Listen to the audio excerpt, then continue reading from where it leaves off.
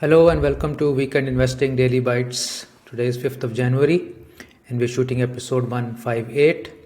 Today we are going to showcase how stocks can be weak in a strong market and vice versa, of course. So you can't be expecting that all stocks will do well in a good market or all stocks to do bad in a bad market, and hence this relative strength of stocks versus the rest of them or versus others is very important in stock picking, especially from a momentum sort of standpoint. But let's first take a look at the markets. So markets continued the rally on the large caps predominantly. Nifty moving up almost 0.6% and Bank Nifty up 2.32%. So amazing run on Bank Nifty in last 1 week at plus 7.5%, primarily driven by private banks and PSU banks also tagging along. Metals took a nice rally today at 1.3%. Real estate stocks, especially DLF, moving up. Real estate index moving up 1.2%. Commodity stocks moving up. And defensive stocks, FMCG, pharma remaining dull, and IT getting a bit thrashed here, minus 1.93%. So this is primarily a outcome of FIIs coming back, currently buying every day, and their focus has been on these 3 or 4 relatively strong segments, as we talked about yesterday also, in terms of reality and metals, but of course IT taking a beating today. In terms of the broader market, the small cap index was flat, the mid and small cap index was also flat, and only some action was there in the large caps. And weekend investing small cases also did not keep up with the market. Most of them turned red, between 1% and 0.3%, and only a couple of strategies were slightly in the green. So the broader part of the market is not participating. It is only the banking sector and some large caps which are really fueling this rally. So it remains to be seen whether the broader market will catch up or whether the larger cap rally will fizzle out. This one of the two will surely happen very soon. So today's topic is about stocks being weak even in strong markets. So we will go through several examples, and of course there is some selection bias in these examples, but nevertheless you will see that phenomenal names which are one would not guess that they would not do well in a good market have done poorly, and hence the need to have some sort of strategy in place to remove weak stocks from your portfolio from time to time, and once they do show their strength, to bring them back in case you were wanting to run a more active strategy. So today I tweeted about this ARK ETF, ARKK.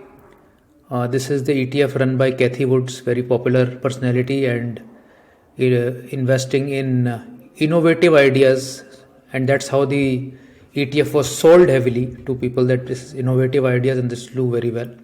But in the last 1 year, the ETF is down 35%, whereas the S&P 500 is up 25%. So huge divergence from the market, despite it being touted as the next sort of best thing to be there in the market. So again, one can get misled by a lot of narratives, a lot of hardcore marketing, and as you will see in some other examples, even big brand names. Alibaba Group is another loser for the year, down 50% for the year, whereas the underlying market, of course, the ADRs are listed on in the US market, but Hong Kong market is down, but nevertheless Alibaba stock is dramatically down. And while there could be specific reasons, but other technologies, Chinese stocks are also down pretty badly. So one cannot just assume that just because Alibaba is a very big name and it is one of the largest market cap companies, that Chinese tech company in the US, it would perennially do well. I mean, it has its own periods of hiccup, and a good exit here could have come around if you are using a strategy. Another one, Baidu, again you can see down 40%.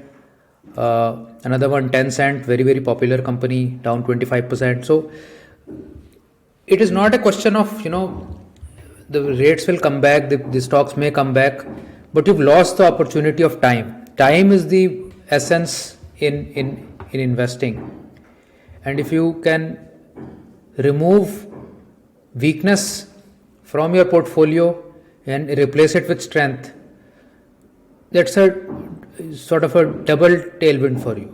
You are not going down, rather you are going up, and you're not wasting time in coming back up. Zoom is another stock which was very very popular, of course, after pandemic started, and it was seen to be going into a new way of communication in the world. It is down 50% for the year, whereas the underlying market is up 28%. So if we were betting on Zoom taking on the next communication wave, in the last year it has really disappointed. Twitter is another stock which has been disappointing. It's down 24% for the year. In a year where tech stocks are rallying, Twitter has not performed at all.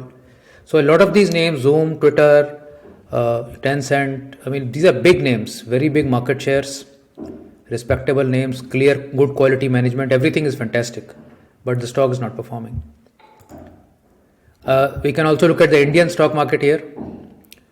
So Nifty is up 25% in the last 1 year, and we've taken stocks which are above 5,000 crores for removing the very small companies.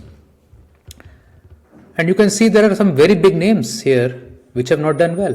RBL Bank is down 50%, Dhani Service down 49%, Jubilant Pharmova 35%, Amara Battery 35%, Bandhan Bank, Indigo Paints, AstraZeneca, MNC company, Whirlpool of India, fantastic company, Johnson Controls 26%, Aarti Drugs, Aurobindo Pharma, Procter & Gamble, Mahanagar Gas, Credit Access, Biocon, City Union Bank, HDFC, JM Financial, Hero MotoCorp, Glenmark, Yes Bank, One ATM, Burger King.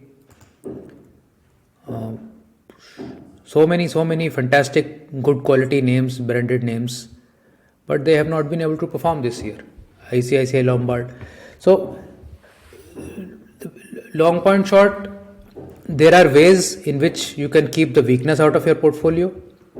You can stay with the strength.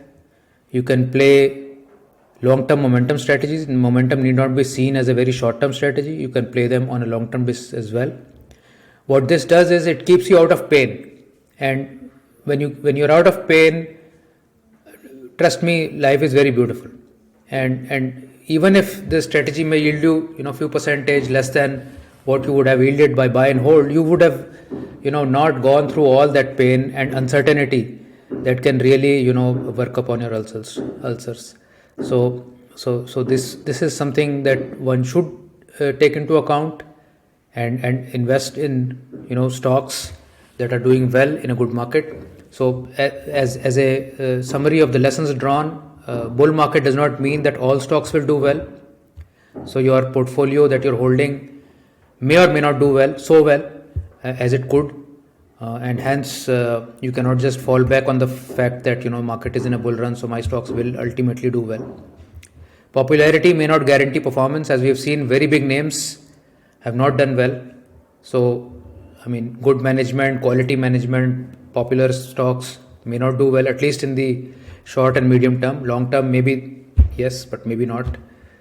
Diversified portfolios can help you reduce risk. Yes, so even if you had a bunch of these stocks and your other stocks were really doing well, that still would do good to your overall portfolio.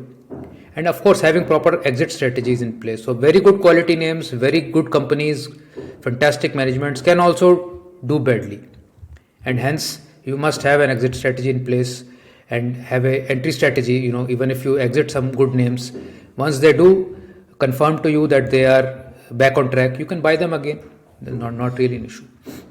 So these were some of the lessons that we had for weak stocks in strong markets. I hope this is a good learning, and thank you so much for watching, and I hope to see you in another video. Bye.